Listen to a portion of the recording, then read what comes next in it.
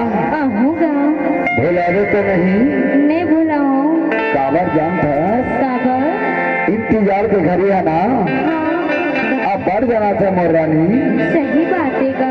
एकरो तला कहा था काके घर सब बूता काम ला भुला जाबे तब भुला जाबे। हाँ लेकिन मोर वादा लक्षण भुलावे ना। नहीं भुलाऊंगा। आवे का कर्मा हो थे हमर पारामा करवाना चलाया